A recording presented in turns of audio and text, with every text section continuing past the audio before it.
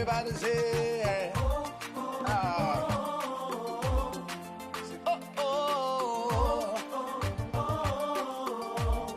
say, how can I express my gratitude for all the many things you've done for me?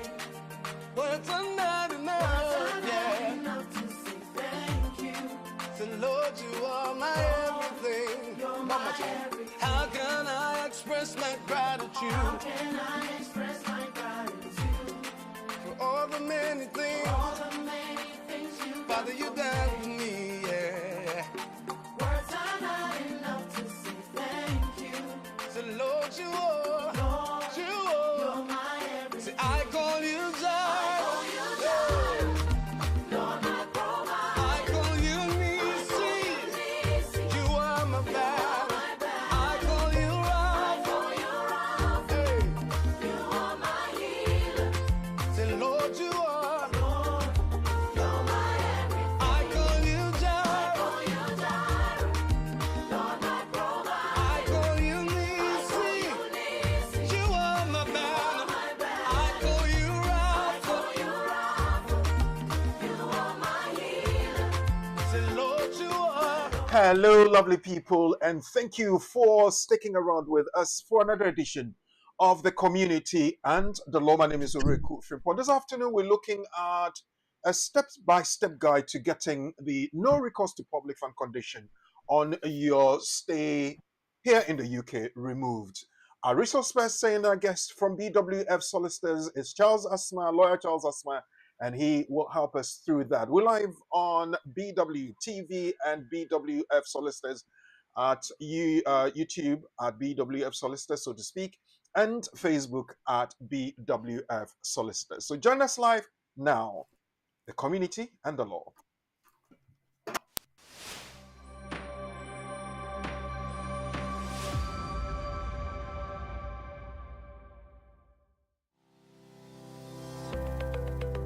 Based in London, we are a dynamic award-winning firm specialising in a range of legal services. Welcome to BWF Solicitors, a trusted and experienced law firm specialising in immigration and nationality, appeals and judicial review, dispute resolution, family and matrimonial, and other family law disputes with international context. These include matters such as private child arrangement orders, contested and uncontested divorce, non-molestation for domestic violence, and financial remedy. Our childcare and family team appreciate the issues facing you at such a difficult time. Our advice is delivered in a confidential and sensitive manner. Meet Bernard Owusu, our esteemed senior partner. With over 32 years of experience and known for his expertise and dedication to serving our clients and the community. BWF Solicitors stands for integrity, respect, excellence, teamwork, diversity, inclusion, and service to the community. We provide tailored assistance specific to your case. At BWF Solicitors, every day is filled with dedication, creativity, and a commitment to finding the best solutions for our clients. Our team at BWF Solicitors is ready to assist you with all your legal needs. You can find us at the 4th floor, Anna House, 214 to 218 High Road, Seven Sisters, London, N15 4NP. Our main office line is 0208 493 7340, or our emergency line is 07712 761 884.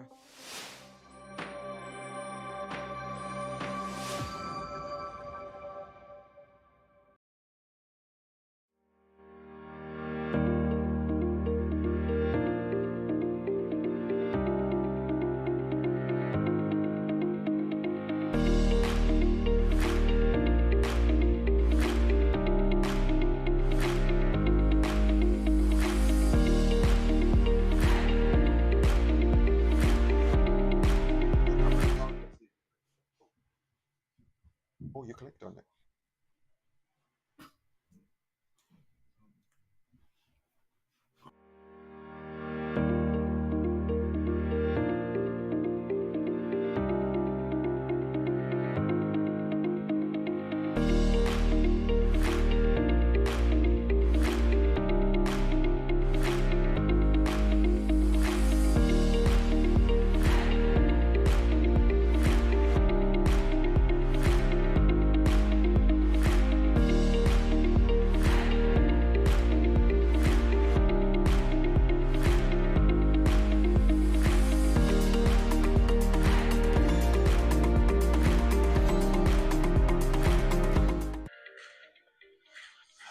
Okay, lovely people. Yes, welcome back to another edition of the Community and the Law. My name is Oriku Frimpon. I'm coming your way courtesy BWF Solicitors, our trusted partners when it comes to the law. BWF Solicitors is located on the fourth floor of the other house, 214 to 218 Tottenham High Road, Seven Sisters in North London. They work Monday to Friday between 9:30 in the morning and 6 p.m. in the evening. And when you go in there, you have a warm welcome, a good smile, confidence in whatever it is that you're sending to them, that they will sort everything out for you. And then again, you walk out with a big smile on your face. So trust BWF Solicitors. Visit them. Call them on 0208 493 7340 0208 493 7340. Now, this afternoon, on our main discussion, we're going to have step-by-step guide as to how you can get the no recourse to public funds removed from your condition here in the UK. Lawyer Charles Asma will be helping us. And for that, let me first of all introduce Lawyer Charles Asma, a resource person and guide from BWF Solicitors. Lawyer Asma is right here with us. Let's see what it is. Let's push him right into his stream. Thank you very much, Lawyer Asma. How are you? Fine. How are you, Brakuku? I'm very well, thank you. Um, we're so glad and happy to have you with us here this afternoon. And as I keep saying all the time, we don't take for granted the time and the resource you share with us. So, on behalf of all viewers, clients, friends, family members, and all the other people that are watching us, we appreciate you. Thank you so very much. Thank you. Pleasure to be here. Right. So, folks, those of you who have joined us, let's announce ourselves on the platform in the comment section below. Let's look at who is here. I will welcome you. But before then, somebody is happy with BWF Solicitors. Eric says BWF Solicitors provided me with excellent service for my leave to remain visa.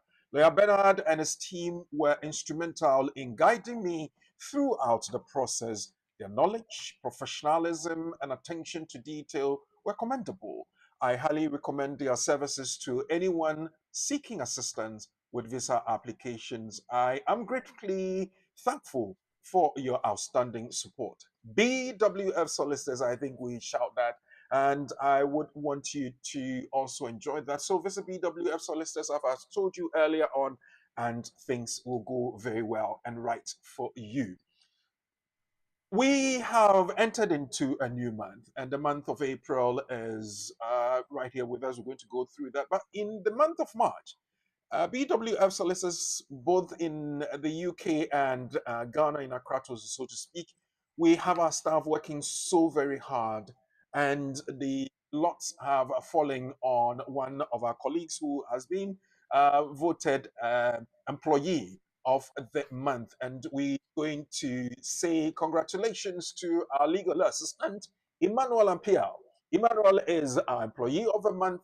Congratulations to you, sir. Emma, keep doing what you're doing. We appreciate you.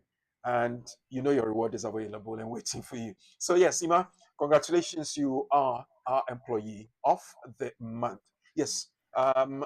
In April, we'll be looking out for members of staff and we'll be appreciating them as well.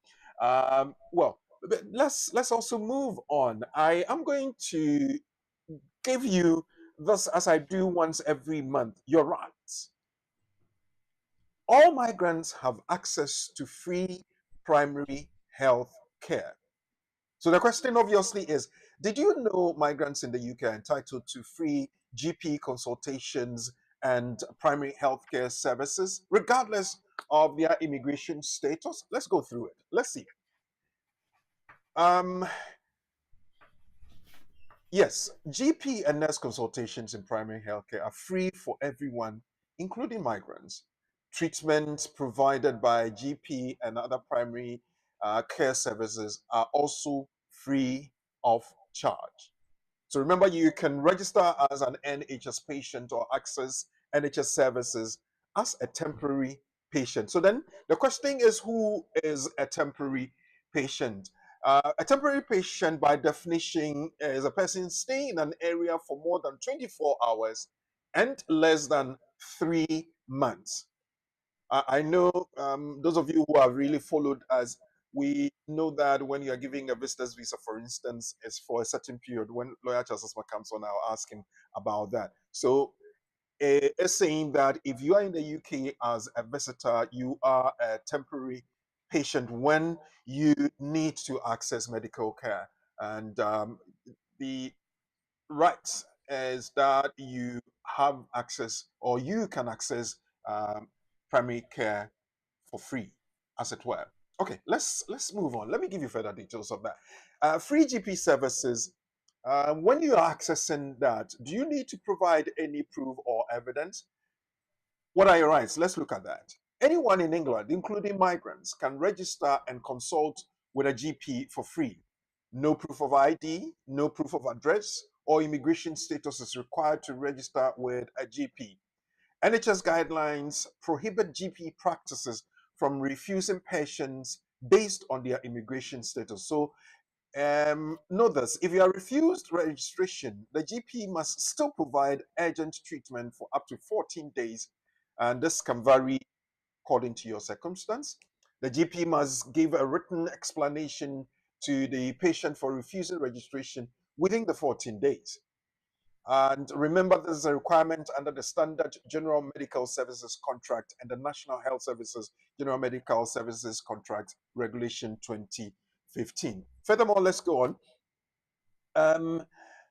What do you do if you face issues registering with a GP? What do you do? Contact your local NHS England area team, reach out to the local patient advice and liaison services for assistance. Listen and remember, you have the right to access GP services no matter your immigration status. We move on. Other free services beside GP services include A&E, that is accident and emergency treatment, excluding follow-up care. So you can go for like when something happens, accident and emergency unit will look after you. But following up, yes, you would have to have proper registration or probably pay for that. What do you access for free as well? Diagnosis and treatment of infectious diseases, family planning services, then compulsory psychiatric treatment, you would have to have free access to that. Then there's also treatment for conditions caused by torture, female genital mutilation, domestic violence, sexual violence. And again, remember, the services are free regardless of immigration status. We move on. So, free healthcare for ordinary resident migrants. Some migrants in the UK do not need to pay the NHS surcharge to get full NHS access. So then the question is, who qualifies as ordinary resident in the UK? British citizens, naturalized British citizens, foreign nationals with indefinite leave to remain.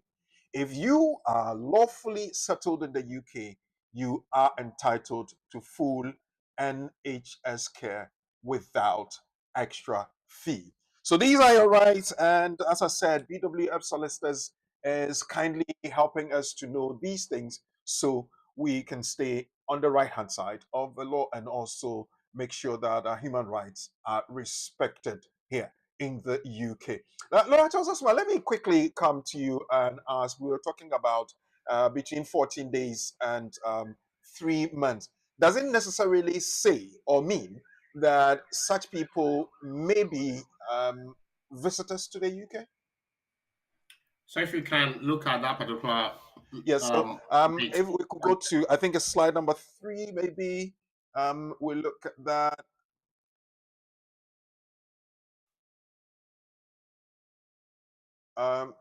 Maybe it's 1 or 2, one of them. Let's go back on that. So Lawyer Charles will pick the one up. The one that says you could have try one for me. Yes, this is the one. Primary care for all, and who is a temporary patient, and saying a person staying in an area for more than 24 hours and less than 3 months. My thinking, and maybe I'm wrong to assume, is that a visitor in the UK can access medical care for free, at least for the first 14 days, isn't it? You're mute, sir. Other protracted care needs. The primary care is where you walk in and the GP will make a general practitioner of medicine will make Hmm. a general assessment of and give you medical, let's call it advice. Okay.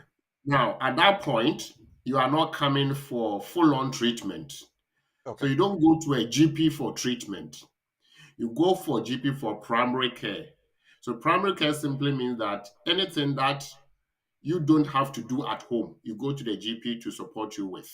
And Okay. if whatever when we say you don't have to do at home, we're looking at self-medication. Hmm.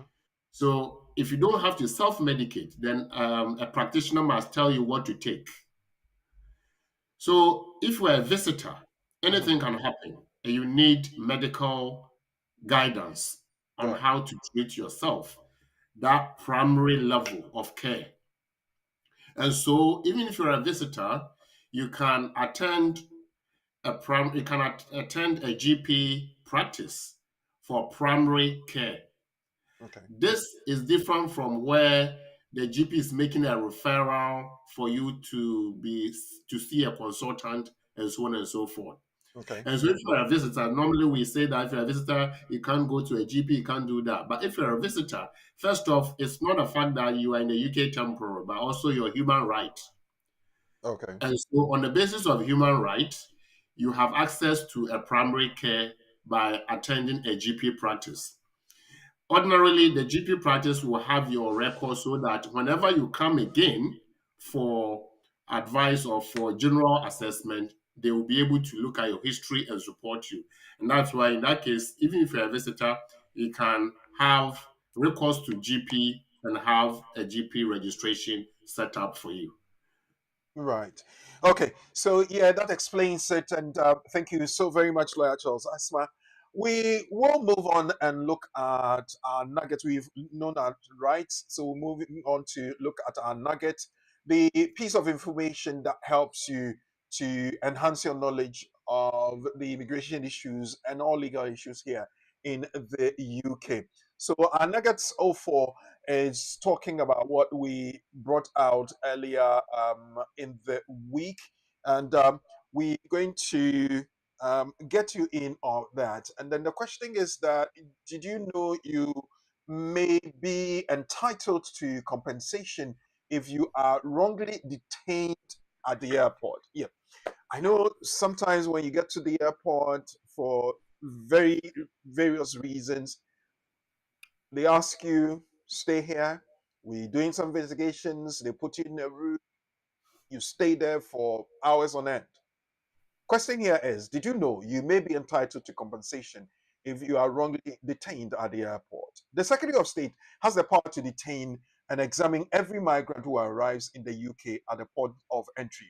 However, they must be, or that must be balanced against the benefits of swift and fair decision making on entry, where the Secretary of State for Home Department goes against her published policy.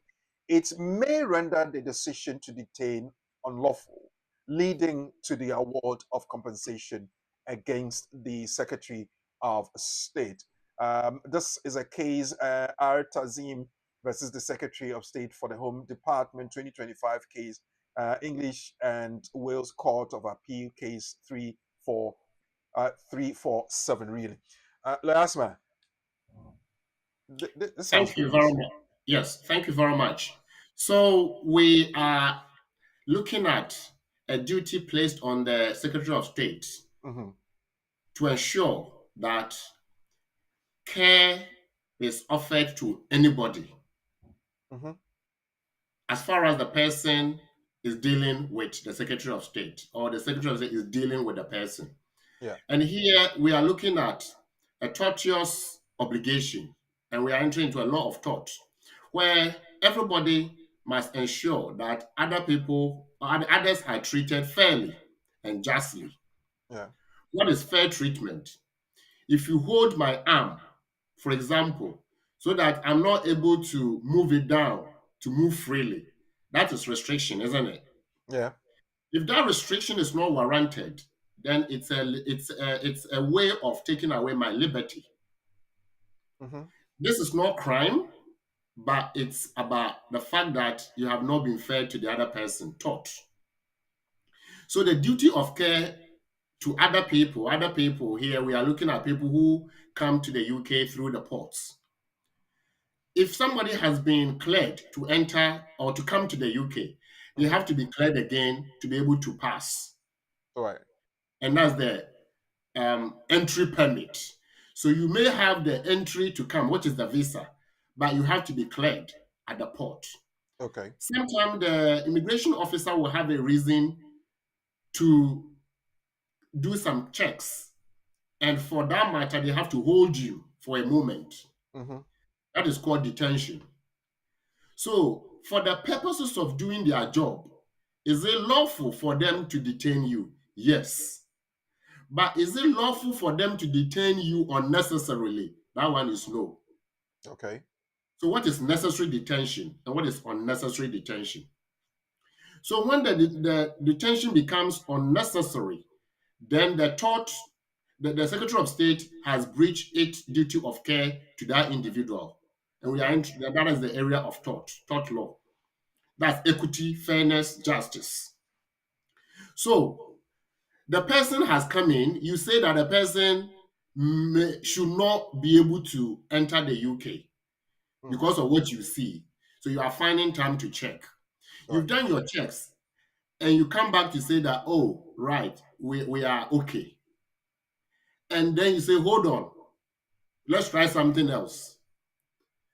Between the time you said you are okay and the time you say, wait, let's try something else, which one then we have to look at when does it become unlawful? Mm-hmm. Is it at the point where you said okay or beyond that?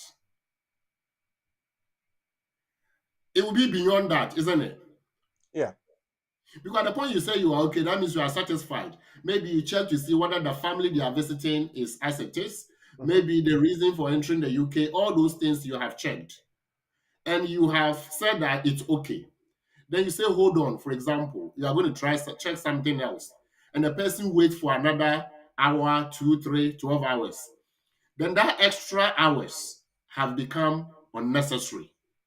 And then from that point where you said you are okay to the time the person was still with you, the detention will be unlawful. Because there's no justification to keep the person if you have said that you were okay. Yeah. Because if you are not okay, then make sure you do everything you have to do. Before you And tell me it's okay. But that means once you say you are okay and me knowing that you are competent enough to know what you are doing, your job, then you cannot turn around and say, oh, I forgot one more thing. Mm-hmm. And so when the person is able to assess that the Secretary of State has detained the person beyond necessity or the Okay. level of necessity, then it becomes unlawful detention. Is unlawful detention justified? There's no justification. And at that point, the Secretary of State would have breached its duty of care. And the person can bring action in tort against the Secretary of Against State the for Secretary of unlawful State. detention. Okay. And the person, the remedy for breach of tort or breach of duty towards that person, immigrant, is that it will be award of damages. Okay. So if as a result of keeping me, I've wasted too much time, and it's not just about the time, it's about everything that is happening to the person per the action of the Secretary of State through its agents and assigns the border force. Okay. And so there's also what we call vicarious liability on the part of the Secretary of State because the people are acting for him or for her. And so in the case of Tazim, the case in contest 2025, the court concluded that the Secretary of State made it clear, the border officer made it clear that they were done with the checks. Mm-hmm. And then they held the person again for extra hours. And the person sued in tort that there is a breach of duty on the part of the Secretary of State through the border force agent or officer for unlawful detention. Because at the time they were still keeping him, it wasn't necessary. because they were satisfied with everything. Yeah. And so the award will be award in cost, financial damages, and it will be assessed on the basis of everything that has happened to the person. If there has been issues to do with emotional trauma, and so many other things, then that will increase the fee award. And therefore, depending on the time involved and the damage caused to the person, the fee will be more or the fee will be okay. So there is always a duty on the Secretary of State to ensure that people are not detained beyond the level that is necessary for them to do their work. If you are able to finish or conclude and you give a hint that you are done, you have to release the person.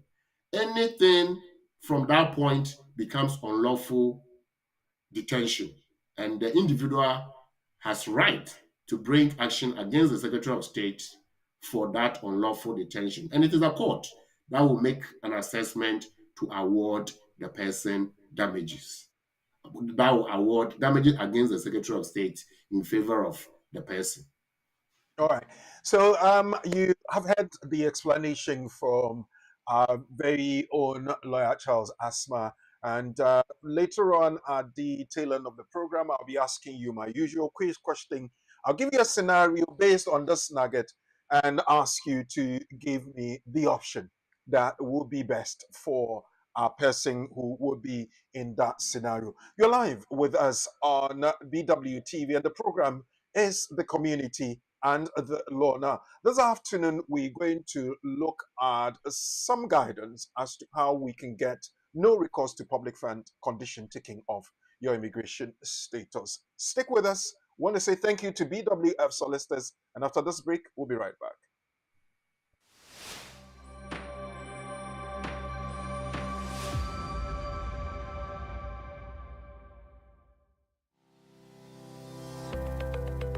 Based in London, we are a dynamic award-winning firm specialising in a range of legal services. Welcome to BWF Solicitors, a trusted and experienced law firm specialising in immigration and nationality, appeals and judicial review, dispute resolution, family and matrimonial, and other family law disputes with international context. These include matters such as private child arrangement orders, contested and uncontested divorce, non-molestation for domestic violence, and financial remedy. Our childcare and family team appreciate the issues facing you at such a difficult time. Our advice is delivered in a confidential and sensitive manner. Meet Bernard Owusu, our esteemed senior partner. With over 32 years of experience and known for his expertise and dedication to serving our clients and the community. BWF Solicitors stands for integrity, respect, excellence, teamwork, diversity, inclusion, and service to the community. We provide tailored assistance specific to your case.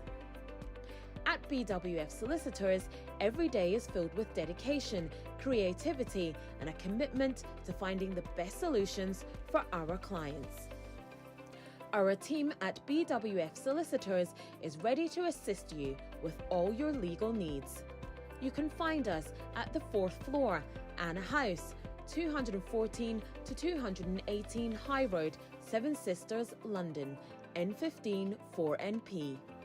Our main office line is 0208 493 7340, or our emergency line is 07712 761 884.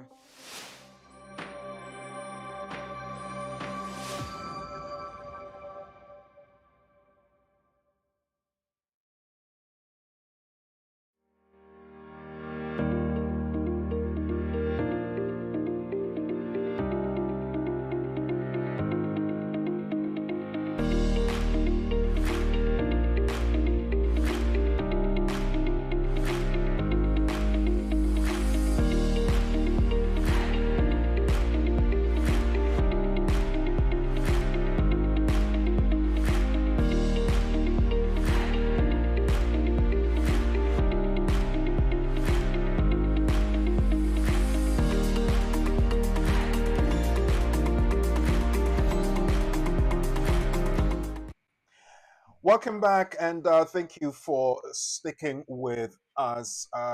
We're live on BWTV. Let's take another quick break. We'll be right back.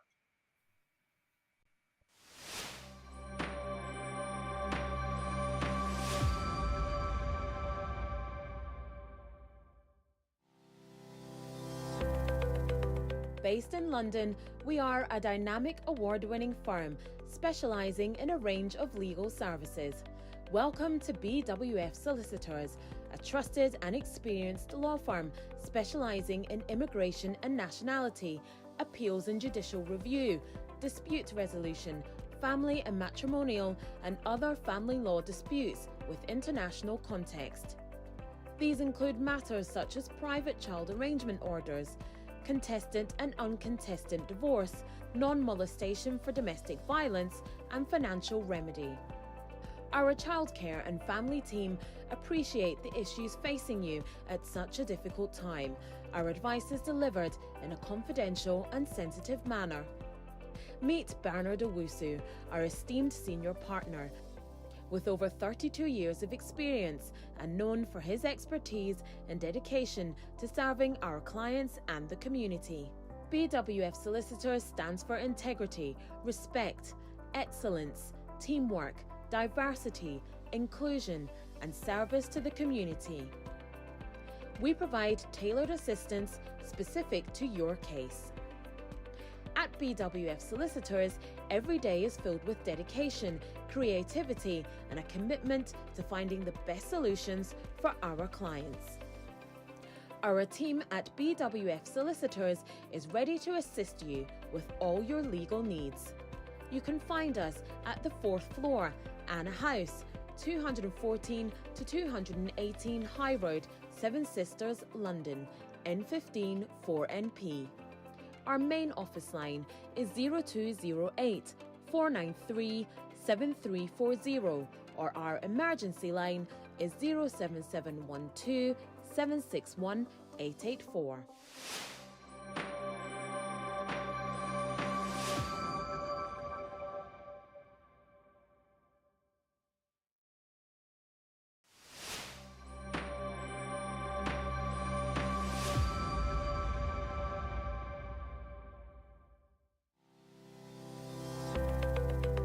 Based in London, we are a dynamic award-winning firm specialising in a range of legal services. Welcome to BWF Solicitors, a trusted and experienced law firm specialising in immigration and nationality, appeals and judicial review, dispute resolution, family and matrimonial, and other family law disputes with international context. These include matters such as private child arrangement orders, contestant and uncontested divorce, non-molestation for domestic violence, and financial remedy. Our childcare and family team appreciate the issues facing you at such a difficult time. Our advice is delivered in a confidential and sensitive manner. Meet Bernard Owusu, our esteemed senior partner. With over 32 years of experience and known for his expertise and dedication to serving our clients and the community. BWF Solicitors stands for integrity, respect, excellence, teamwork, diversity, inclusion, and service to the community. We provide tailored assistance specific to your case. At BWF Solicitors, every day is filled with dedication, creativity, and a commitment to finding the best solutions for our clients. Our team at BWF Solicitors is ready to assist you with all your legal needs. You can find us at the 4th floor, Anna House, 214 to 218 High Road, Seven Sisters, London, N15 4NP. Our main office line is 0208 493 7340, or our emergency line is 07712 761 884.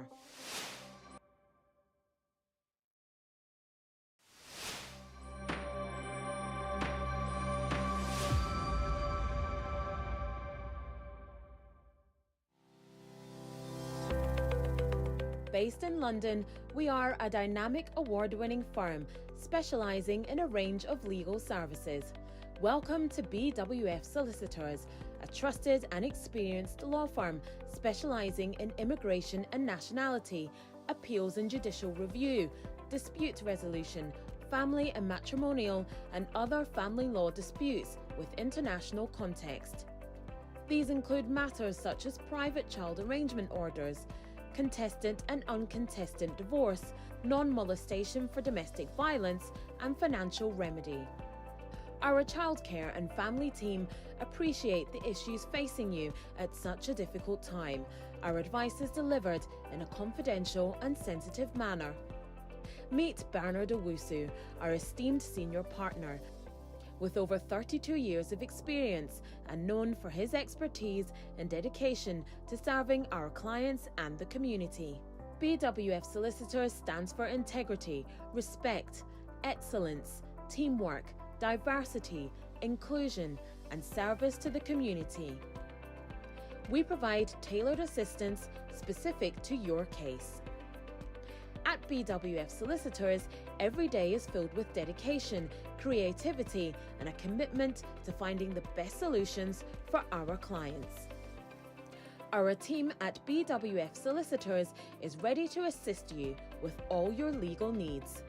You can find us at the 4th floor, Anna House, 214 to 218 High Road, Seven Sisters, London, N15 4NP. Our main office line is 0208 493 7340, or our emergency line is 07712 761 884.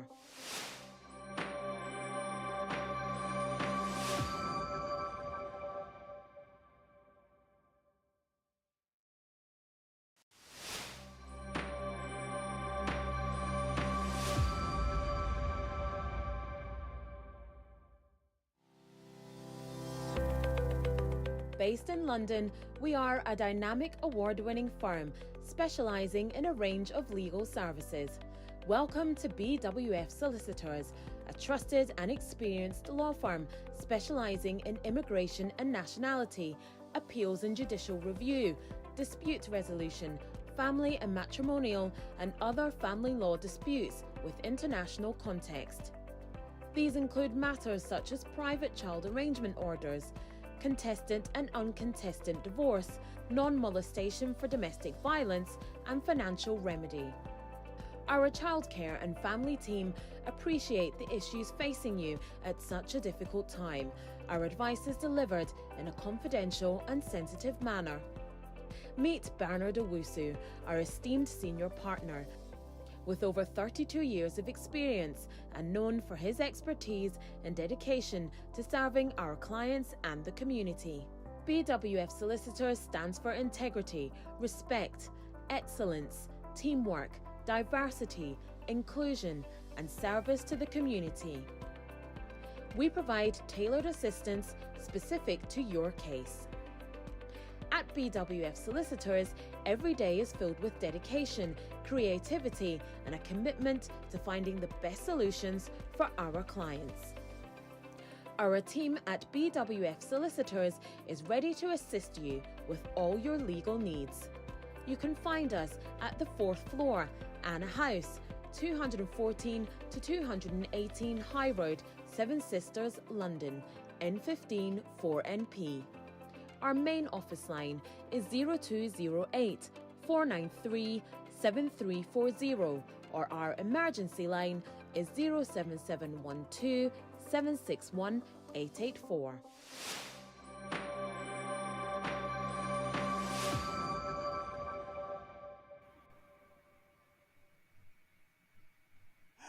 Yes, welcome back, and thank you for sticking around. We live on BWTV, and we still doing the discussion on how to get the no recourse to public funds off your immigration status. Lawyer Charles Osma is here, and thank you for your patience. Thank you for your time. We're going to go into that discussion. Now, Lawyer Osma, good afternoon once again, and let me ask this very first question by asking, no recourse to public funds. What are we talking about? Thank you very much, Brakuku.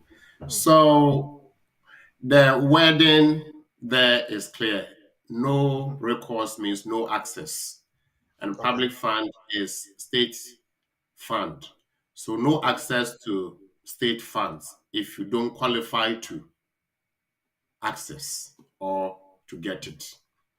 There is policy angle. Of course, it is a policy. Hmm. And then we look at the legal side of things. We have a couple of resources to look to before we go into the calculation. So I'm going to spend we'll use about half an hour to go through the legal basis, then, Uh, or 20 minutes, then 20 minutes. we should So get that, ourselves ready to go into the classroom, isn't it? exactly, so that people understand why they can be refused and why they cannot be refused. Refused. Okay. You know, Right. BWF will come to tell you what the law is and what the policy is. So Okay. that when we So are fighting your let me case, quickly grab my resources so I can readily share all those things with you. So yeah, um, go on with your definitional issues whilst I go to get my stuff. thank you very much. So the policy is this. On the 9th of July 2012, the UK government comes up with a policy that those who enter UK temporarily cannot have access to public fund. And so there will be specific focus on the use of such public funds, taxpayers' money. Hmm. And so until the person has settled in the UK, they cannot access the fund. That's first point. 9th of July 2012, the policy, no recourse to public fund for immigrants who have limited access in the UK cannot go close to the public fund. Okay. The question is, what is public fund? We've understood that public fund is taxpayers' money for social intervention, social purposes. And here, such money allocated for social purposes, we are looking at for housing support, Hmm. for the, essential living needs support. It used to cover education, attendance, allowance, and so many other things. For Right. now, it's been simplified into universal credit. And so universal credit is a form of public fund and all other support, disability support. So we know what public fund is, benefit, Right. simply. So who qualifies? Only those who do not have immigration control qualify. Indefinite leave to remain and citizenship or people with citizenship Okay. generally. Then we go to the UK spectrum, where because of UK angles, EU spectrum, where because of the treaty agreement with the UK or the EU, then UK being part of the bloc means that whatever UK will give to its citizens, they must give the same thing to EU nationals. Otherwise, they will be seen to be discriminating. So EU nationals also had automatic access to public fund because they were seen to be people with indefinite or citizenship because they are all union citizens. Hmm. So that's the second angle in terms of who qualifies. Then we come to the number of people who don't qualify. That means if you enter the UK with 6 months visit, no. You enter the UK with student visa, no. You enter the UK work permit? No. You enter the UK with to join your wife or husband? No. You enter the UK to join your parents? No. Because you do not have indefinite leave to remain. So it's clearer then. Okay. If you don't have indefinite, you do not have access to public fund. But then because it's a policy, it became an indictment on what the British government or society itself espouses: liberty, prevention of degrading situations for people, inhumane treatment, torture, and so on and so forth. Hmm. And so Article 3 of the European Convention on Human Rights became a point where people cannot be tortured. People cannot be subjected to inhuman treatment, and people cannot be subjected to degrading treatment and punishment. Mm-hmm. So, for example, if I don't have access to public fund because I don't have indefinite or citizenship, and I'm not able to afford my needs because I don't have a job or I can't find a job, and I'm going to be on the street, I'm going to be I'm going to be destitute, and I will be sleeping rough and begging and not able to find food to eat. These are degrading situations, aren't they? Yes, they are. And so, saying that I do not have access to public fund because of my circumstance is you telling me that I cannot exercise my right enshrined in Article 3 of the European Convention on Human Rights, and therefore there's incompatibility, the policy angle. Mm-hmm. So, we look at Section 115 of the Immigration Asylum Act 1999, and it gives parameters people who do not have access to those benefits or those support, all those who are subject to immigration control. Can you please have a quick look at that law, the last resource on your the last resource, please? So we're talking about the Immigration and Asylum Act of 1999, right? Yes. And it says that Immigration and Asylum Act of 1999, Section 115, is up to date with all changes known to be in force on or before 3rd of April 2025. There are changes that may be brought into force at a future date. Changes that have been made appear in the content and reference with annotation. So 115 Okay. is talking about exclusions from benefits, lawyer. Right. Good. So that means exclusion from benefit. These people will be excluded from benefit. Now, I want you to go down to 9, please. Go to 9, and we'll come back to 1. Now, 9. F9 says housing benefit. No, no, 9, 9. Subsection 9. Subsection 9, okay. Um, 3. Okay. A person subject to immigration control means a person, which is annotated F8, who A requires leave to enter or remain in the UK but does not 1. have it, or B has leave to enter or remain in the UK, which is subject to a condition that he does not have recourse to public funds. C has leave to enter or remain in the UK as a result of maintenance undertaking, or has leave to enter or remain in the UK only as a result of paragraph 17 of Schedule 4. Good. So what we are saying here is that this is a primary law.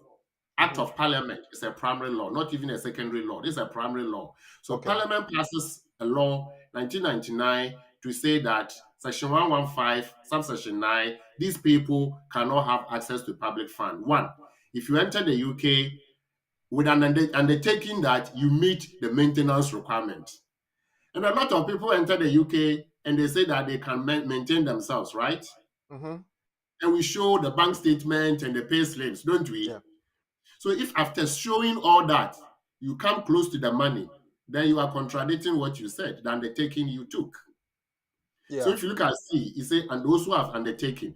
And if you look at the other one, it says that those who come in with limited leave, and so on and so forth. So Yeah. let's put all that together to say that those who enter the UK with limited leave to remain or with visitors visas do not have access to public funds. What are some of these public funds? That is under Section 1151, which I have already explained. So we are not going to go back to some of the public fund, but the main one is credit, universal credit, child benefit, disability allowance, and all that. So Mm-hmm. sorted. And another one, which for the purposes of this conversation, people will want to know is housing benefit, which is part of it anyway. Right. Okay. Now let's look at what has changed. So if you move to the last but one resource, please. The last but one resource, Yeah. quickly. It talks about public funds accessible. Is that the one? Yes. Okay. So we read that and about this guidance reference. what are public funds for immigration purposes? Would I read? Would I be okay to read that one? So what it says, what are public fund for immigration purposes? Which we know that for immigration purposes, public fund will be the benefit that people who do not qualify cannot have access. But Mhm. with this particular guidance, it shows, yes, that bit. If you read that particular paragraph for us, Permission to enter. permission to enter. Yeah, permission to enter the UK is also known as leave to enter. And no recourse to public funds condition can be applied to a person's permission to enter the UK. Permission to stay in the UK is also defined there as well. All right. So here we are looking. There are context as to what are these permissions and whether such people will have recourse to public fund or no recourse to public fund. So all these people who have recourse to public fund, they have been assessed not to qualify or not fit to access public fund. Mhm. So under this guidance, it is clear that there are some people who cannot access. And the only point where you have access is where you have exceptions or you have a waiver to access. Okay. So if you haven't been granted a waiver to access, then you cannot access. Any intention to access, you must apply for the condition to be removed, which will be the conversation shortly. Now let's go to the legal, the policy and the legal part. What has changed? So we Mhm. go to 2018. You don't have that one, so don't worry. We go to Okay. 2018, where the conversation started.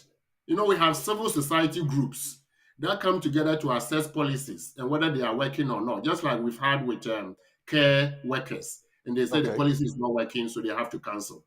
So in Mhm. 2018, they started having a conversation about no recourse to public fund and whether it is a punishment or um, support to upholding well-being and development of people.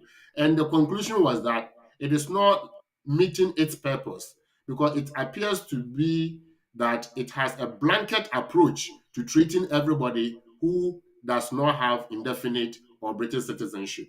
So there should be some distinction between those who should be given opportunity to access and those who cannot be given opportunity to access. To So you access. can Yeah. see that from 2018, the law began to think. I like that.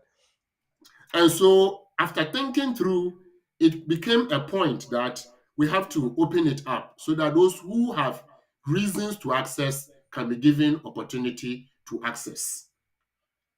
And so in 2020, for example, in 2020, for example, 2020 was COVID, right? Mhm. COVID was um, very, very endemic at the point. It was causing havoc. And yet, those who do not have access to public fund could not seek help. That is a law, a policy that doesn't have conscience.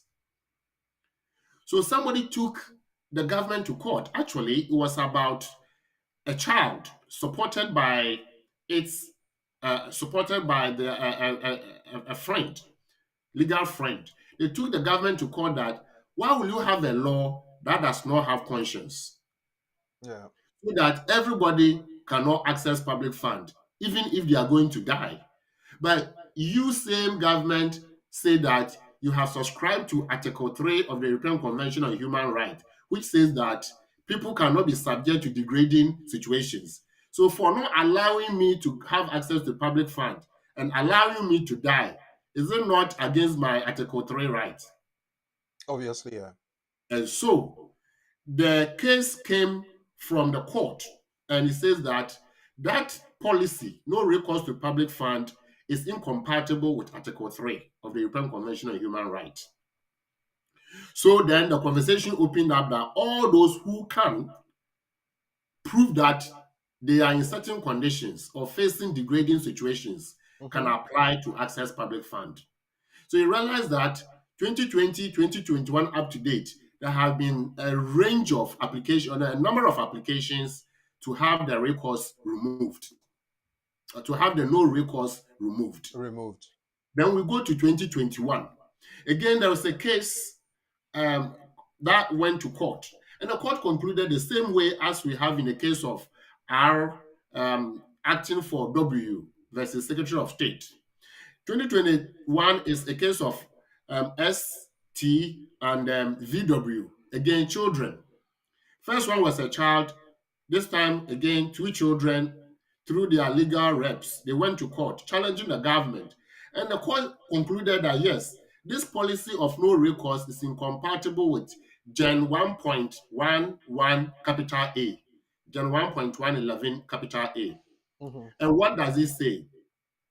Gen 1.1 capital A, we're not going to go into that, but it simply says that people who are destitute, people who are becoming imminent destitute, Okay. should not be subjected to no recourse. Because if I'm a destitute, then I'm sleeping rough. I can't even afford my essential living needs. Mm-hmm. And that is my Article 3 taken away from me. Okay. Those who are going to also fall into that situation, my Article 3 taken away from me. And so the court concluded in the case of ST and VW, the Secretary of State, 2021, that again, those children whose parents are facing such degrading situations should be given opportunity to access public funds. So Okay. they had to apply to have the no recourse removed. Removed.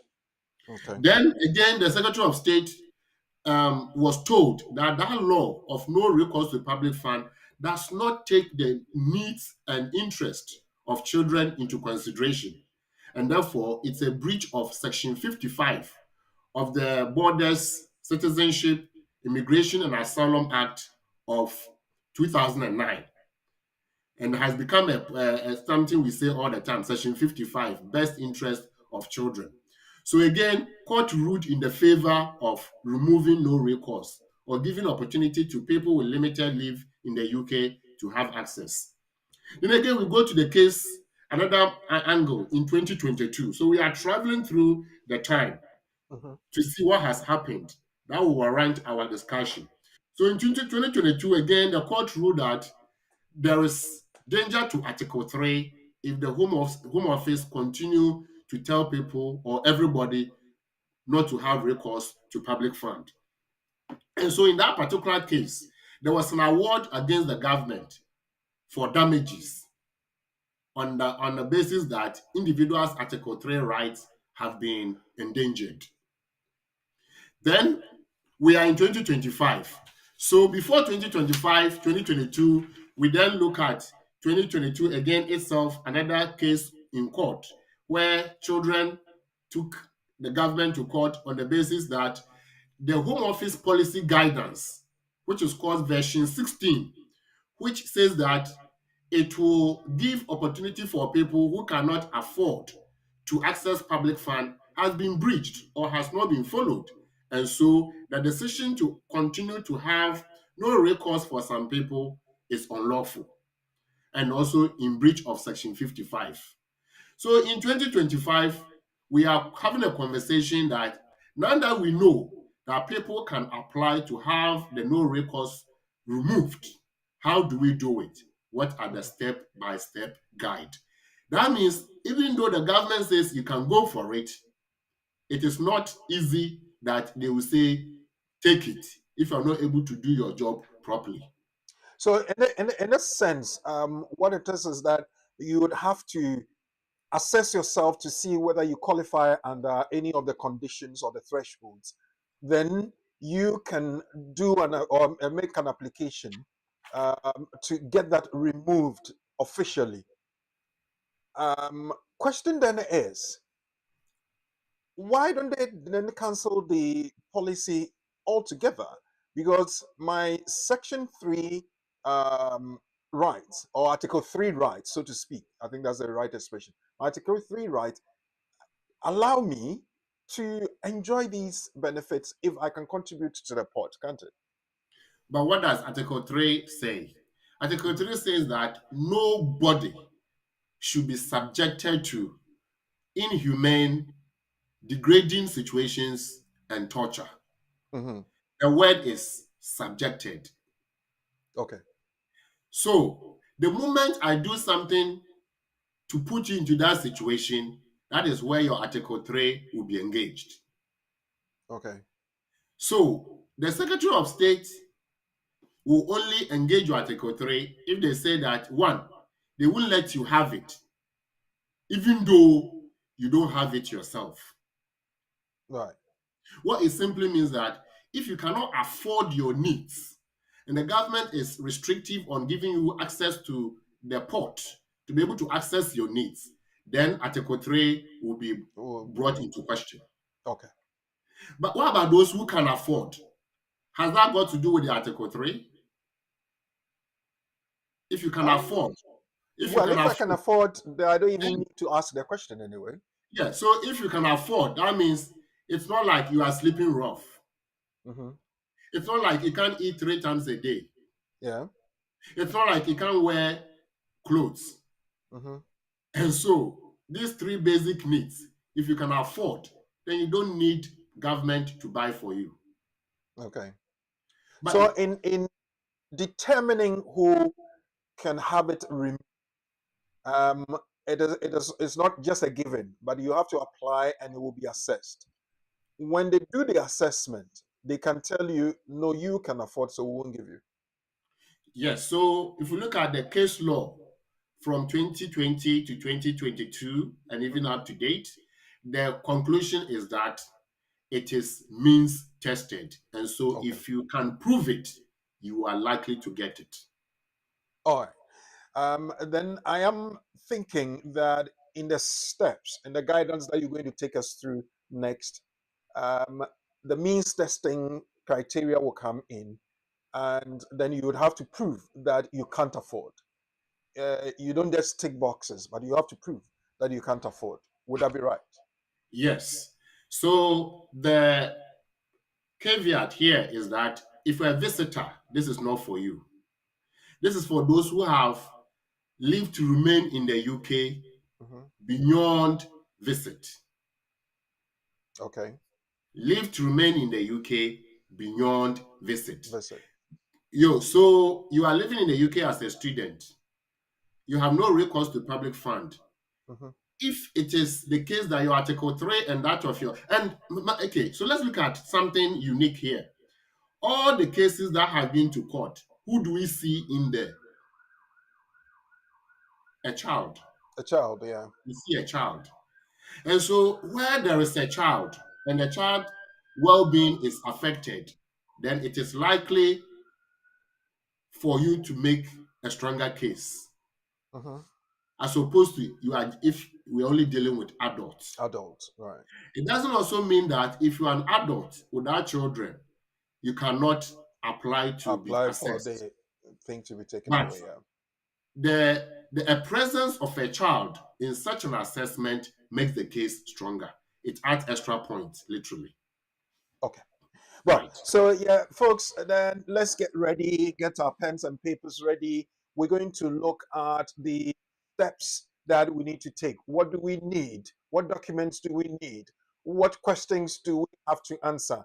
And what answers do we have to give to those questions that will help us? Laura has just mentioned that when there's a child in there, it enhances your level of argument to say that it has to be taken away from my condition. We're looking at recourse to public funds, and for some conditions or some people, it says no recourse to public funds. It is stated on your card, on your records, on your e-visa, as it were now.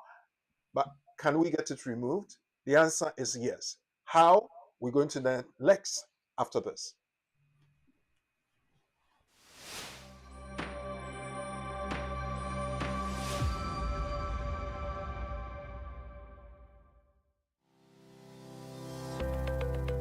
Based in London, we are a dynamic award-winning firm specialising in a range of legal services.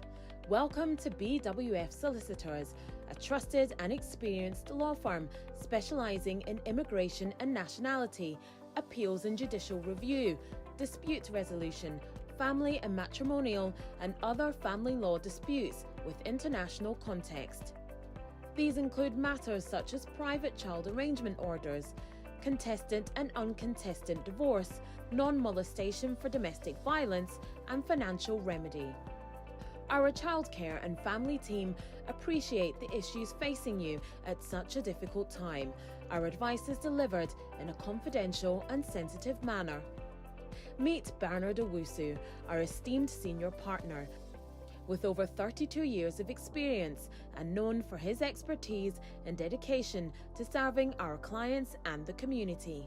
BWF Solicitors stands for integrity, respect, excellence, teamwork, diversity, inclusion, and service to the community. We provide tailored assistance specific to your case. At BWF Solicitors, every day is filled with dedication, creativity, and a commitment to finding the best solutions for our clients. Our team at BWF Solicitors is ready to assist you with all your legal needs. You can find us at the 4th floor, Anna House, 214 to 218 High Road, Seven Sisters, London, N15 4NP. Our main office line is 0208 493 7340, or our emergency line is 07712 761 884.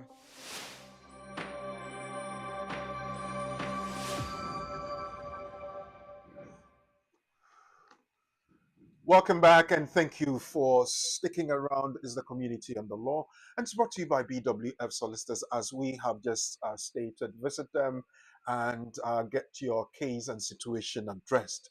We are discussing this afternoon step by step as to how we can get the no recourse to public funds removed from our status and immigration situation here in the UK. Our resource person and guest is lawyer Charles Asma. If you have a question, you can put it in the comment section down below on Facebook at BWF Solicitors and on YouTube at BWF Solicitors and also at BWTV on both platforms.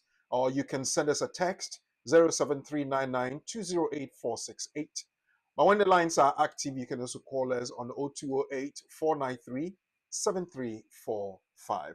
Leasma, now I think we should be ready for the step-by-step guide. And yes, we are ready, and we are ready for you if you are. Sure. Thank you so much. So we are looking at no recourse. We've understood what that is. Mm-hmm. Our question now is, how do I do it now that I know that I qualify? That's right. So we've looked at the key qualifications. We are moving into assessment. Okay. So we are going to look at the policy guidance on making application for no recourse to public fund condition to be removed, Okay. the eligibility and the evidence required. Mm-hmm. So let's go to resource number 3. Okay. Which is the first on the list. Yeah, resource number 3 would be on in a minute. Just give me a sec. Bring it up.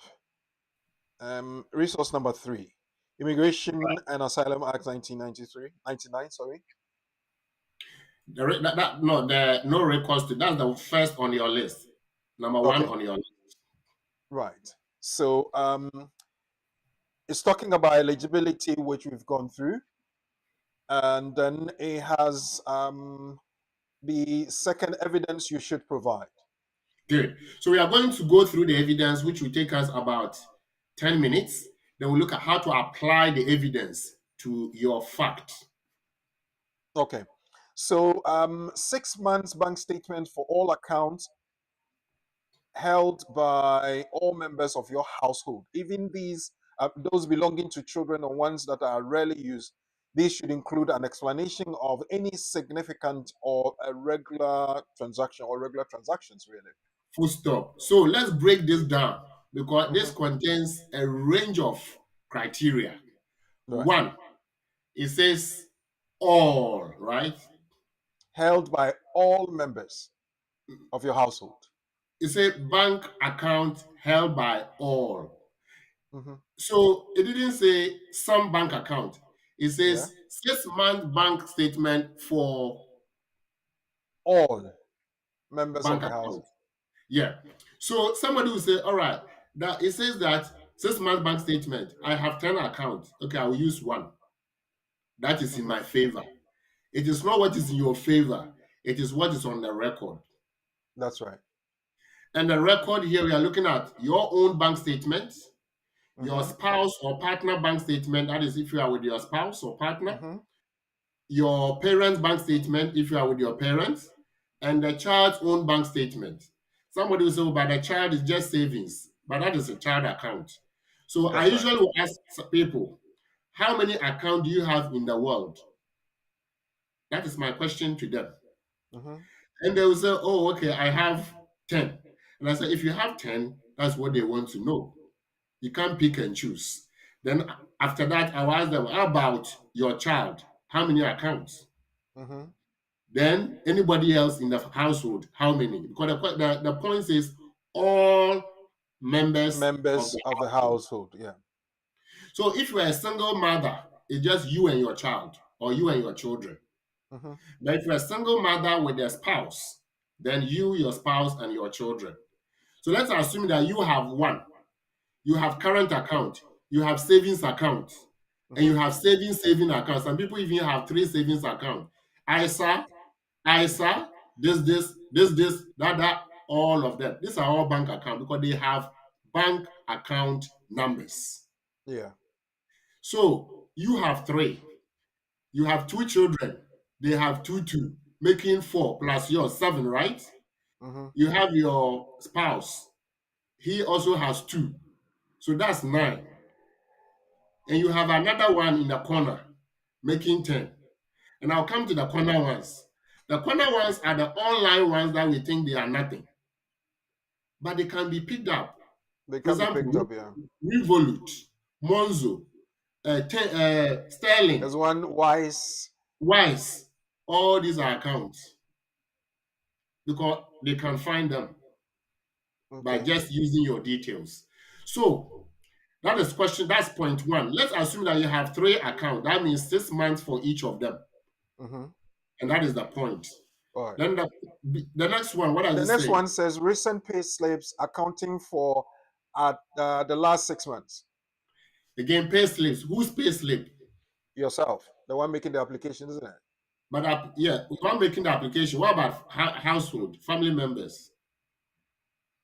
Um, this one doesn't say that clearly or explicitly, but it says What recent does pay. it say? What does it say?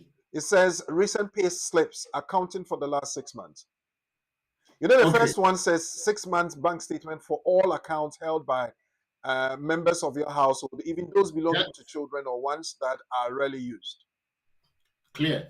So the second one is from the first one. So Okay. if you have pay slip, then you are working. Mm-hmm. So this one should have been 6 month pay slip for all those, all so 6 month pay slip for all working members of the Members of your family family. or household. Mm-hmm. But it didn't have to go to that bit because it's obvious that if you are living with your husband, Mm-hmm. then if you are working and your husband is working, then both of you must bring your 6 months Your pay pay slip slips for 6 months.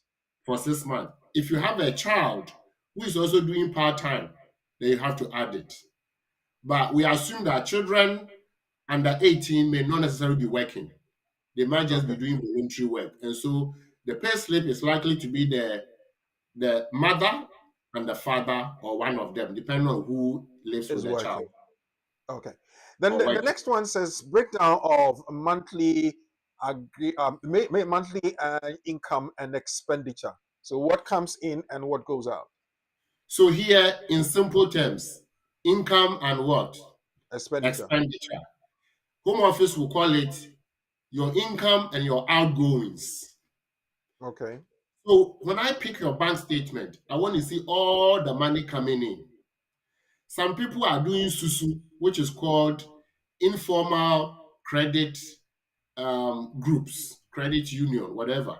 But it's a syndicated loan, it's a syndicated way of people saving money. Let's say there's a susu program going on, and you are the susu manager. So all the money pass through your account. Mm-hmm. then you have to be able to say that this is not my money, it is for somebody because I'm a susu manager.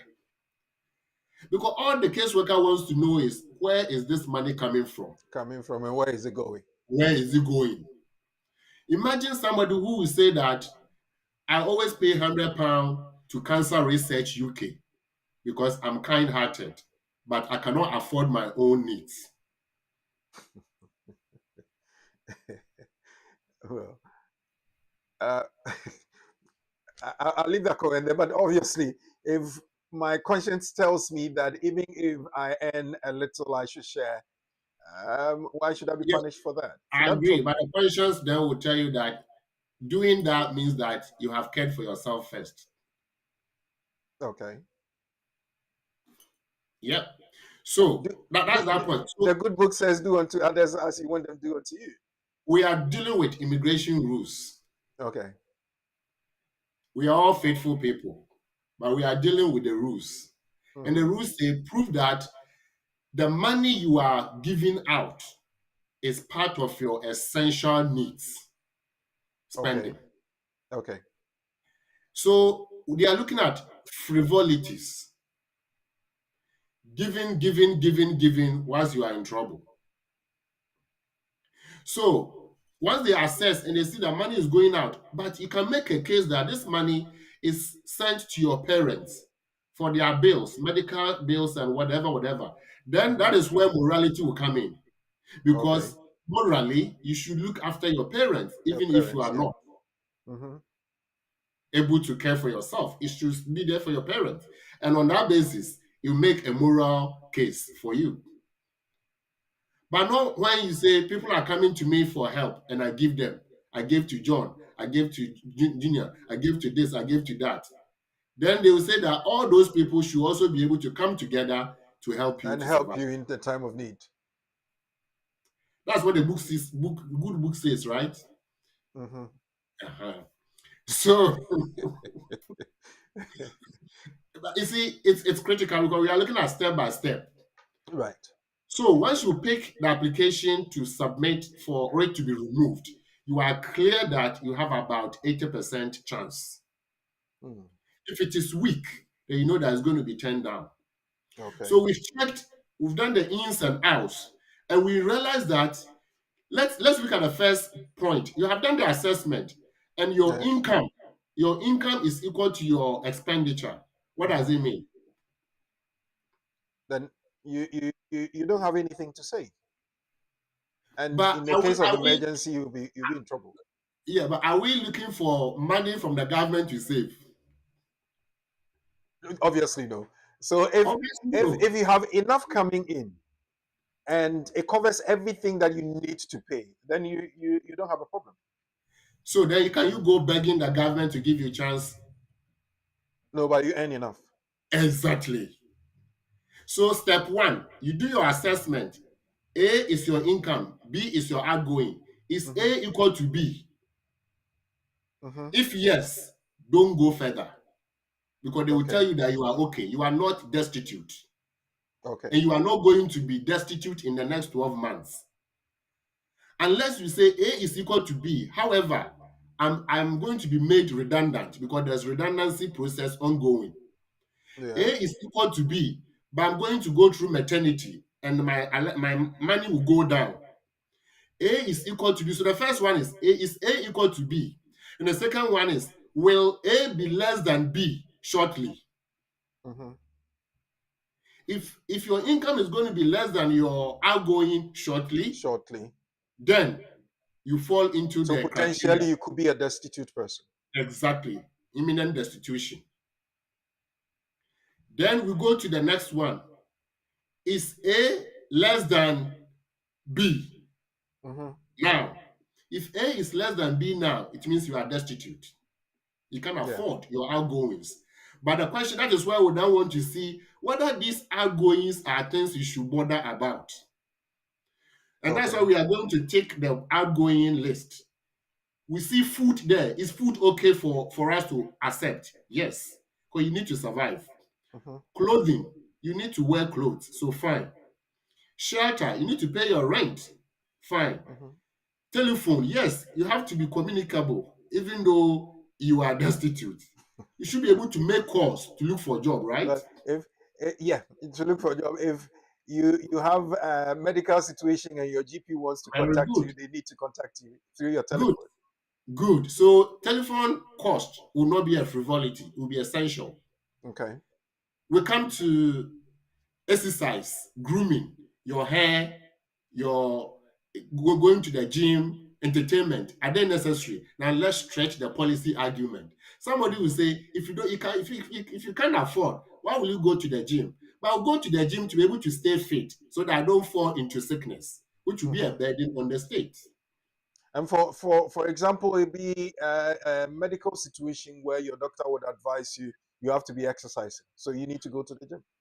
But you don't want the doctor to tell you that, so you have been proactive yourself. That's right. You are paying for it. That will be Hmm. acceptable. Hmm. Grooming is acceptable. Yeah, Then you somebody can't will look say shabby. Other than when people see you on the street, they'll run away. they'll run away. Exactly. Yeah. So you see, yeah, you see. So in this case, we are not talking law. What are we talking about? Common sense. Common sense, right? Well, I can make a common sense argument that my telephone, my travel cost. Somebody will say, but you don't work. So why will you be talking about travel? I don't work, but I travel to look for help. Hmm. So this is the travel cost. Or I work. And so it's obvious that travel cost is essential. So we put all that together. Then your parents abroad, their essential needs. If Hmm. you have children abroad, their needs as well. And again, are you committed to any bills such as bank loans, credit card, and unpaid parking, Hmm. all those things you are paying for? Then that's essential because those are statutory commitments. Mm. So once we put all together and your income is less than your outgoings, then you fit or you meet the criteria. Okay. So then, So, obviously, this one is also saying that we need to provide a recent tenancy agreement or mortgage statement that would show your part of your outgoing, if it's going to be on the high side to get you to be potentially destitute. Is that the reason that is put in there? all right. So, I mean, you can see that some of the things we have here is literally your income and expenditure profile. That's right. So, rent is it under income or under expenditure? Rent is expenditure. Expenditure. So, if you claim that you are spending 650 on rent for one room, then bring the evidence, which is the rent agreement, isn't it? That's right. Yeah. Otherwise, you have to bring what we call lodgers agreement because some people are lodging and they are paying, contributing towards bills Hmm. or rent. That's So right. you have to bring that. So this is important. What about people who are not paying? They are paying into, they are paying cash directly to the person. What you need a letter from the person that you have informal arrangement where they have given you a place to sleep and you are contributing to the bills and That's you right. pay X amount. Right. So then this one is saying you need to explain what your current financial circumstances are, how these may be changed, and how you are currently maintaining yourself, as you have been explaining, lawyer. Let's go up where it says P. Have you seen P45? Yeah, recent P45 and P60. Let me see if I can highlight it. It says or P60, right? Yes, Now, so P60, P45, they want to see how much you were earning before your you are claim fired. date of the point of claim. Hmm. So if you've been earning, for example, 30,000 just last financial year, and the next financial year is coming up. Oh, what's today's date? 5th. Hmm. Yeah. So today is the end of financial year 2024, 2025. 2025. So from next month going, P60s will come. Hmm. But P45 is likely to go in your favor because with P45, that is your transfer letter or your end of employment letter. Hmm. So if I have P45 and I say that I am now unemployed, this is my P45. I was earning X amount, but this money has stopped coming because I am no longer. Then that will make a case for you. If it's P60, then you have to show. But P60, P45, because you're able to provide pay slips, P45s and P60s are secondary anyway. Okay. Right. Then child benefit support. Now, here we are looking at child benefit. If you don't qualify, somebody say, but I don't qualify for recourse. Why will you talk about child benefit? But you are baby mama. Baby Mm-hmm. papa or daddy is the person who has settlement or has British citizenship, and they have made a claim for child benefit for the child, and the money is coming to you. Won't you Okay. declare it? So that will go on the declaration form. Then the next one will be people who are giving you support. So they want to see what effort have you made to get help. Have you called charity? Is your church helping you? Are Mm-hmm. friends and family members elsewhere helping you? So if I go to the food bank, for instance, should I ask them to give me evidence that I come to collect rations? So food bank is just to say that you are relying on that food bank support, but that is food, isn't it? Mm-hmm. The food bank support does not extend to your clothing and your Okay. shelter. Yeah. So even though food is there, but again, it will just be temporary food because there are sometimes you go to the food bank and because you are not alone seeking help, the food is not enough, so you won't get it for that day. Okay. But you have to show what you have been doing. So I've been going to food bank and it's the evidence. But now it's no longer coming. My child is in dire need. I come, for example, diapers. I can't afford my child diapers. I can't afford my child milk. I can't afford this. I can't afford that for the child. Then it's not even about you. Who are you concerned about? Your child. Your child. And that's where Section 55 will come into play. Mm-hmm. Because Section 55 says that for you to make a better case, include child needs. That is part of your situation. Mm. It doesn't mean that if there is no child, you won't succeed. You will, but then there are certain things you cannot put in. If you are doing it for yourself and the child, it makes better sense than just yourself. But even if you are an adult, you can still make a case for that. Just that you have to then prove extensive evidence to support your claim as an adult. All right. Right. So we've done the side by side assessment and we have concluded that one, income is less than expenditure Mm-hmm. for a typical month. Then we have ticked that you are likely to get it. And I will profile it and grade it as 80%. You are likely to get it Okay. removed. I assess your case and I see that income is equal to expenditure. What grade will I give? It's Equal. it's is equal. So unless there's some external extenuating Good. circumstance, I will it tell would you be that less than 40%. Yes, I will tell you that if you want to go and try, but it won't work because you are not destitute. Mm-hmm. And I will ask you, do you have evidence that you are going to be destitute, where your income will fall below your expenditure? Expenditure, yeah. Then you have to tell me. So, are you going to go on maternity? So your income will drop. Are you going to be made redundant? Your income will drop. Or you are on serious medication, medical treatment. So all those bits must come in. Or you have just received a letter from your bank that they are going to deduct payment at source because you owe them. Mm-hmm. Then your income will drop because you didn't factor that. So these things coming in shortly will make you imminently destitute. Destitute. And on that basis, you are likely you are unlikely to be able to afford your own needs and that of the child involved. Mm-hmm. So, three things are the things we are looking at. One, your income is less than your expenditure. You are likely to get it.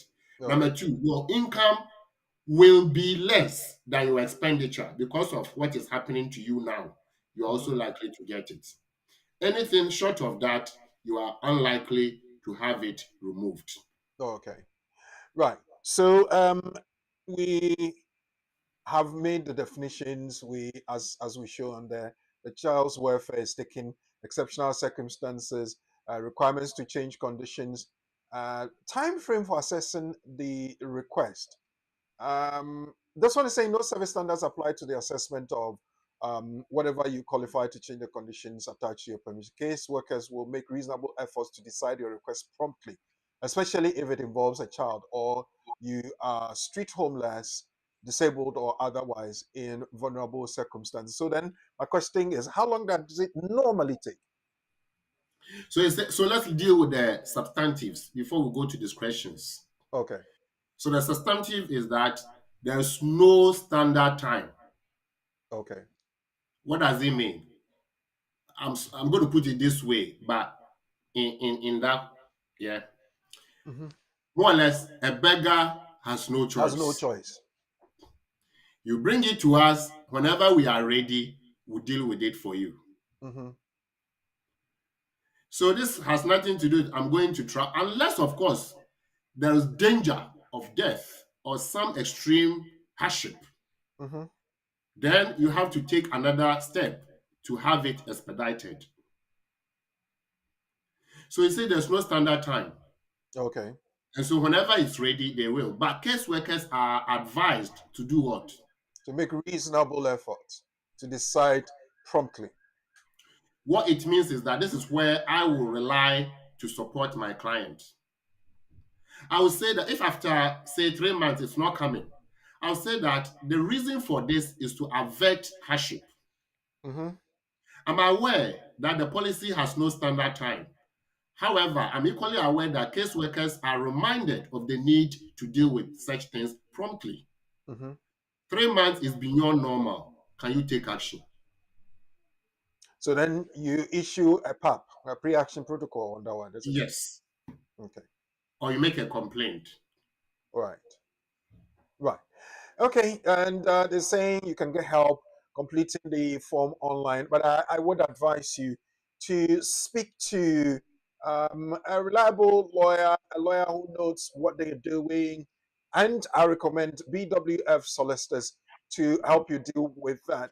And if you would want to speak to BWF solicitors, you can call them. The number is at the bottom of the screen, 0208 493 7340. In Ghana, their number is 00233 55589 5959. Emergency situations, you can call 077 61884. If you want to speak to lawyer Charles Asma himself, just call on 07947 636037. 07947 636037. I know at this point in time you may have your question and some concerns to bring up. I will invite them right after this.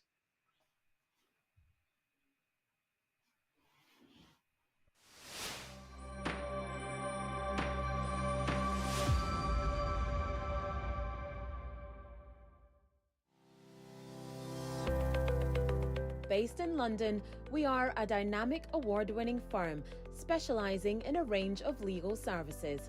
Welcome to BWF Solicitors, a trusted and experienced law firm specialising in immigration and nationality, appeals and judicial review, dispute resolution, family and matrimonial, and other family law disputes with international context. These include matters such as private child arrangement orders, contestant and uncontested divorce, non-molestation for domestic violence, and financial remedy. Our childcare and family team appreciate the issues facing you at such a difficult time. Our advice is delivered in a confidential and sensitive manner. Meet Bernard Owusu, our esteemed senior partner, with over 32 years of experience and known for his expertise and dedication to serving our clients and the community. BWF Solicitors stands for integrity, respect, excellence, teamwork, diversity, inclusion, and service to the community. We provide tailored assistance specific to your case. At BWF Solicitors, every day is filled with dedication, creativity, and a commitment to finding the best solutions for our clients. Our team at BWF Solicitors is ready to assist you with all your legal needs. You can find us at the 4th floor, Anna House, 214 to 218 High Road, Seven Sisters, London, N15 4NP. Our main office line is 0208 493 7340, or our emergency line is 07712 761 884.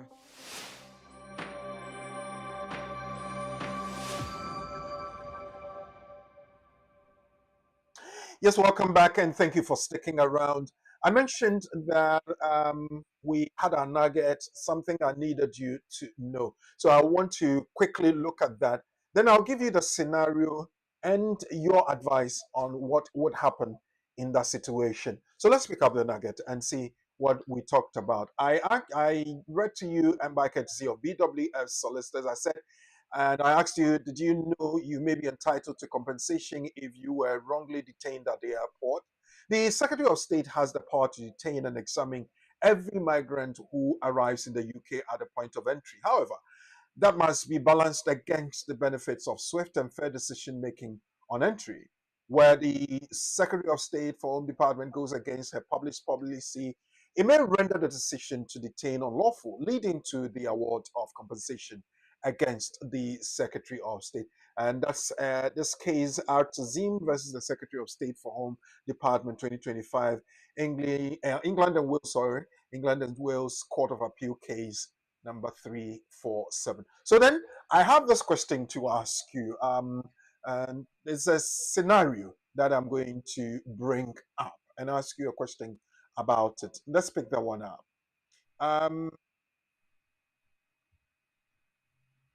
Yes. Abdullah Bruni arrived in the UK on 15th March 2025 at 5:30 a.m. as a dependent of Kofi Bonsam, a skilled worker. Upon arrival, she was questioned about her marriage. She was subsequently detained after her visa was cancelled. She was given a cancellation letter stating that her marriage certificate was suspected to be fake. She applied for an administrative review. She was granted bail after 7 days in detention. Abna Bruni sued the Secretary of State for Home Department for procedural unfairness and compensation for unlawful detention because she was not given a minded to the letter before her visa was cancelled. So look at the situation quite critically well. She arrived in the UK as a dependent of Kofi Mensam, who is a skilled worker. She was questioned about her marriage. She was detained after that, after her visa was cancelled. She was given a cancellation letter stating that her marriage certificate was suspected to be fake. She applied for an administrative review and she was granted bail after 7 days in detention. Abina sued for procedural unfairness and compensation for unlawful detention because she was not given a minded to letter before her visa was cancelled. Will she succeed in this action? Yes, no, and yes. Yes, because the process of cancellation of a visa was unfair. No, because she didn't answer all the questions properly. Yes, because she already had a visa and should not have been detained. Think about that. I'll come back. Now, let me go back to lawyer Charles Asma. We're looking at steps to take to get the no recourse to public funds taking off your immigration status. Lawyer, we've looked at the definition of no recourse. We looked at who is exempt from enjoying public funds. We have looked at public funds. You have explained that. Then you have explained what we need to really consider our incoming and our outgoings, and the situation where probably potentially we would become destitute. Are these all the things we need to know? So largely, yes, then that will support your case. But there is a vital item that you Lord, need please don't because do this. We don't like maths.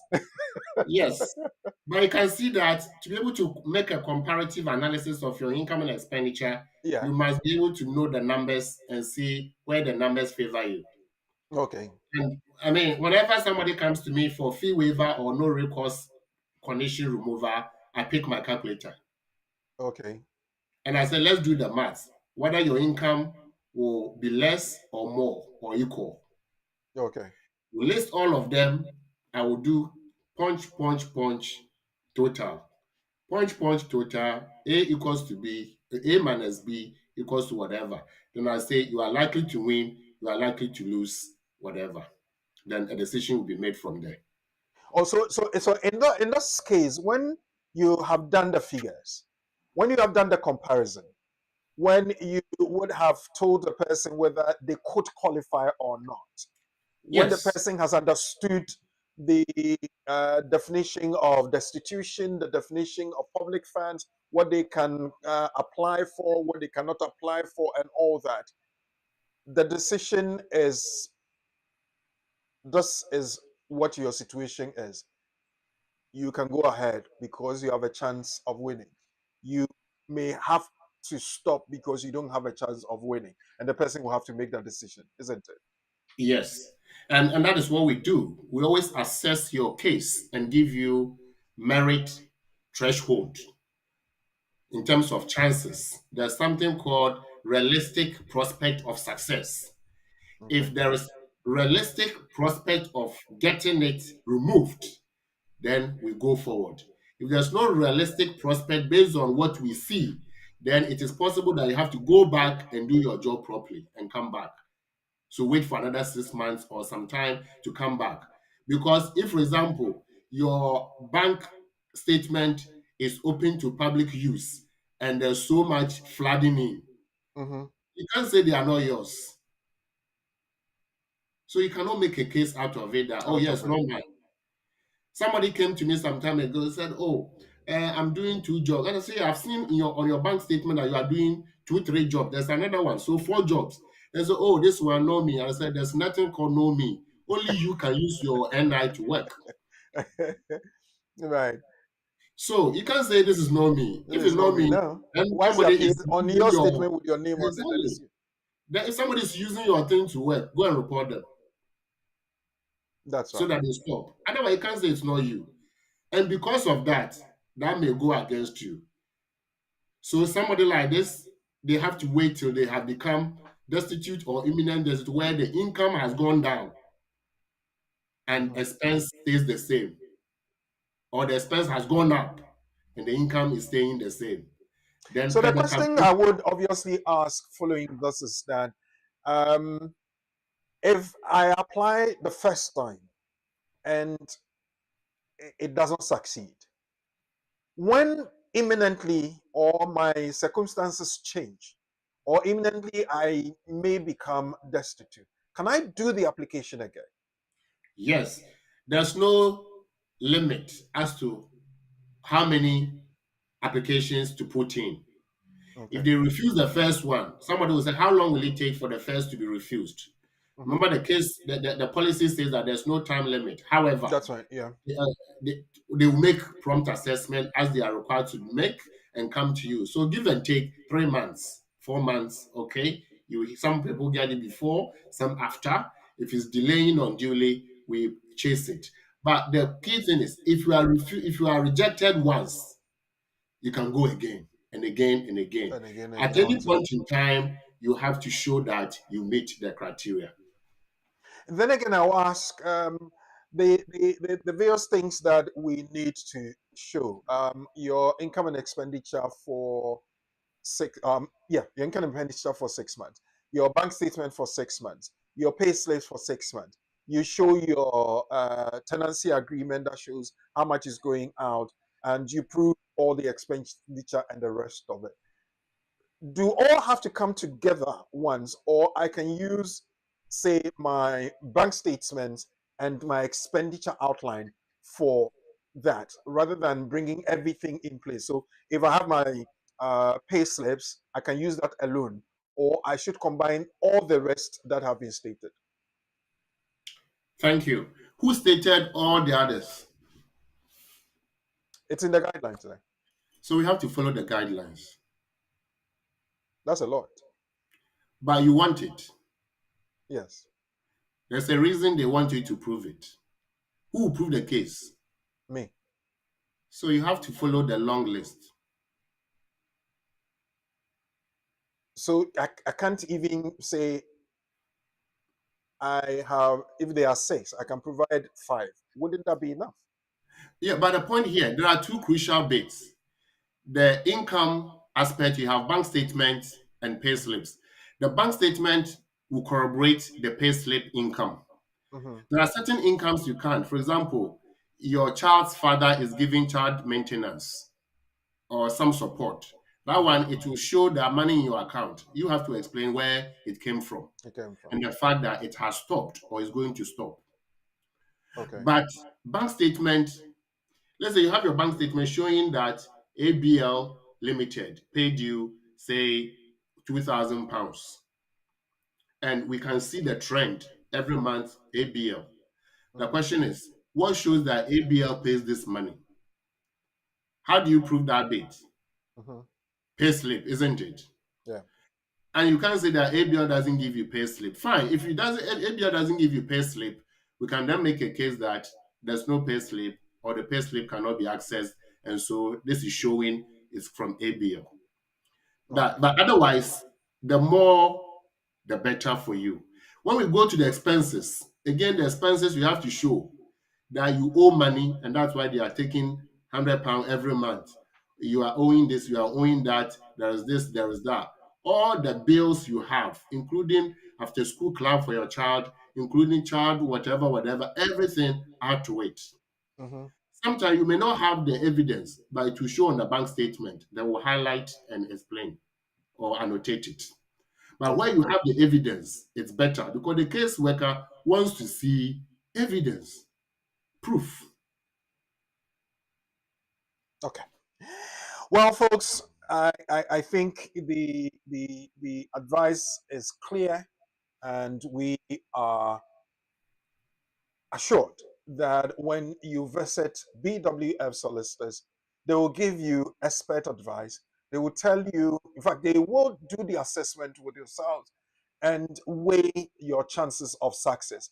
If you won't succeed, I don't think they will tell you to go ahead. If you will, they will tell you, let's push it. And lawyer has also said that if first you don't succeed, try again. Lawyer Trusasma has helped us with that. But let me go back to my question and the scenario I posed to you. Abna Bruni and her situation. Will this action succeed? I think, let's see, if we have a few answers online, other than that, I was going to ask Lawyer Asma straight away what Abner's situation would be. If we have a few of the answers, please let's drop them on the platform. Let's see what anybody says. But Lawyer, we'll be coming back to you. Abner Bruni and Kofi Bonsam's situation. Would Abner succeed?